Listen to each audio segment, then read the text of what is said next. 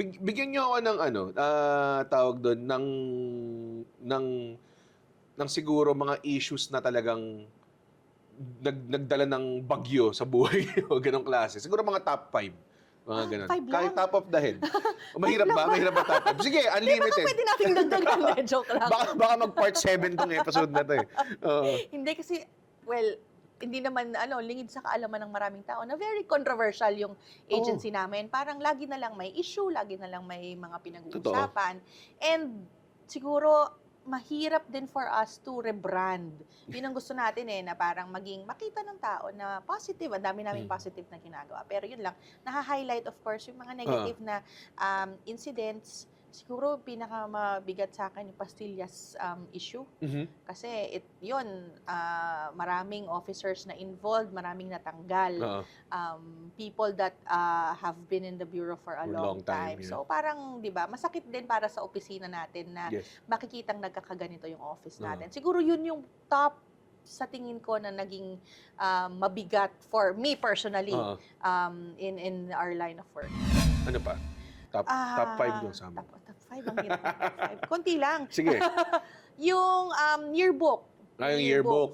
Yung yearbook. Kasi of course, yung trabaho ng immigration na suriin. Suriin yung mga umaalis for human trafficking. It's part of it. Pero kailangan may balanse. Yes. And dun sa issue na yon parang na-highlight na ano ba yung mga measures na ginagawa ninyo para suriin yung mga dokumento ng mga umaalis. So siguro yon kailangan kasi naming ipakita sa mga tao na ito ay maaaring mga insidente na isolated or it might be a product of miscommunication between two people. Pero yung mga polisiya natin, yung ating mga pamamaraan ng pag-interview ay in place at inaayos at umaayos naman. Siguro kung magbibigay ako ng pangatlong top, baka lang kasama to sa top 3 mo. Yung laglag bala, hindi ba naging bagyo yan sa inyo? Actually, medyo naging bagyo siya sa akin kasi sinasabi ko, hindi sa amin yan. Yun nga yung sinasabi ko. Hindi kami nga. Dahil airport-related siya, iniisip baka sa BI siya, di ba? Meron actually misconception na anything airport, sinabi talaga to ng kaibigan ko sa akin, akala ko kasi anything airport is immigration. Sabi namin, Kaibigan mo na to, kaibigan ko na to, ang tagal na nating magkaibigan.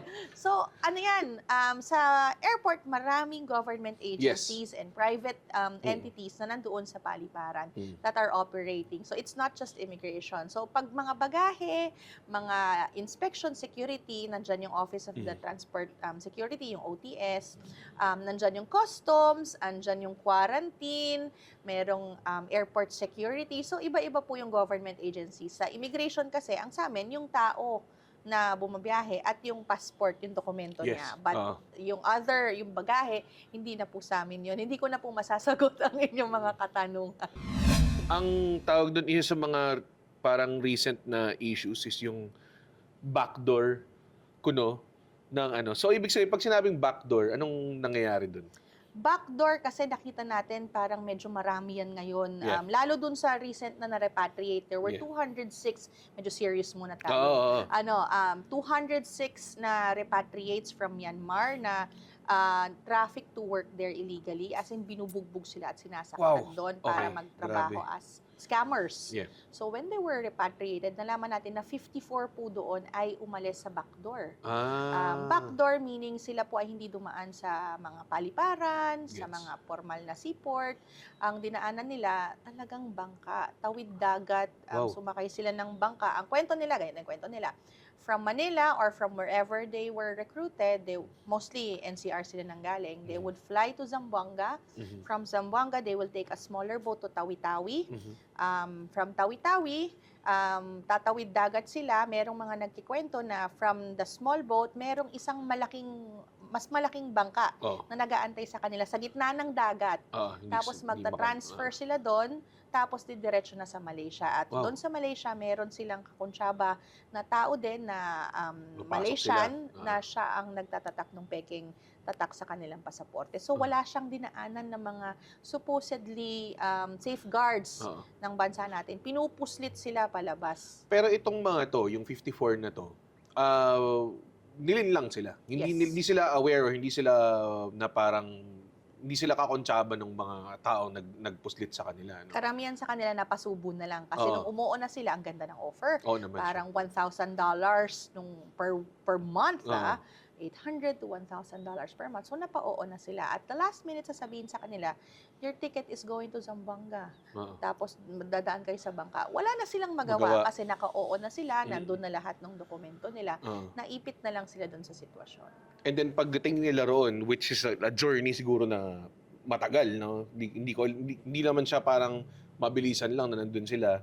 Kumbaga parang gusto mo nang i-reap yung fruits of your labor, di ba, pagdating mo doon. Pero turns out abusive ang kanilang Yun, ang work ginagawa environment. sa kanila from Malaysia, ililipad sila ng Thailand, saka sila pupunta ng Myanmar or kung saan man. Ang kwento ng mga biktima, yung kumpanya na nag-hire sa kanila, sa gitna ng gubat. Wow. Literal gubat. Pupunta sila sa gubat, meron dong mga compound at doon yung mga kumpanya. So, hindi sila maabot ng authorities, even nung bansang yon kasi napaka-hidden nila. Oo. Magaling din sila magtago. Yes. Kumbaga. Ito, mainit na mainit. Yung itong Russian vlogger recently. Kasi, ito, baliktad, di ba? Nung sa backdoor, iniisip natin, parang yun yung mga taong na-scam, pumuntang Cambodia, ganyan, babalik dito. Ito, alien, foreigner, pumunta dito, ng gulo, tapos, anong usually proseso sa ganyan? Not necessarily yung Russian vlogger na yan. Like, Oo. kunwari, kung may tao man na pumunta dito ng gulo, anong usually proseso sa ganyan? Kapag ka ang foreign national nasa loob na ng bansa, tas meron siyang ginawa na tinuturing natin na violation ng immigration laws, considered natin yan as undesirable alien. Halimbawa, kagaya po nung yung Russian YouTuber na yon. Kaya namin tinatawag na Russian vlogger, hindi dahil i-hide yung identity, is hindi po namin kayang i-pronounce yung last name niya. Klaro lang baka sabi natakot Totoo kami. yan. Hindi namin kaya i-pronounce yung last name niya. Yun Totoo lang yun. Pero alam niyo naman kung sino siya. Oo. Dahil napaka-complicated nung last name. Napakadaming Kasama yan sa syllable. mga nahirapan ako. Oo. Ngayon lang ako nakakita ng letter Z na ginamit ng ganong way. So, okay. So, okay, yan. Foreign person, nandito siya, Manila. Ginawa niya sa BGC of all places. 'Di ba? So, pag nagawa siya ng violation, anong mangyayari?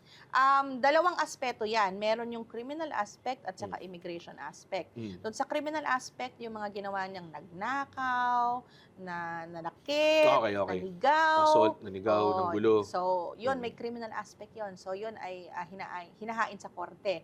Yung immigration aspect naman nun ay isa siyang foreign national sa ating bansa. So, meron siyang mga required siya na maging masunurin sa mga batas Tama, natin. oo. Di ba? Dapat required. Oo. Na, Diba? bisita ka eh. Kung pumasok ka sa bahay ng ibang tao, Pag sinabing alisin yung tsinelas mo, mismo. mag-alis ka ng tsinelas, Yes, diba? yes, So, you follow the laws nung bansa na pupuntahan mo. Ito, dahil nakita natin na disruptive siya, hindi yung presence niya dun sa community ay nakakagambala na nung community na yon, we have tagged him as an undesirable alien. Okay. Meaning, ang effect nun ay yung expulsion niya sa Pilipinas. Paalisin siya sa bansa at saka iba-blacklist niya. Pero pwedeng sabay na nangyayari yung criminal case sa kanya, kung meron siyang mga nalabag dito sa batas, I see. at saka yung immigration case niya.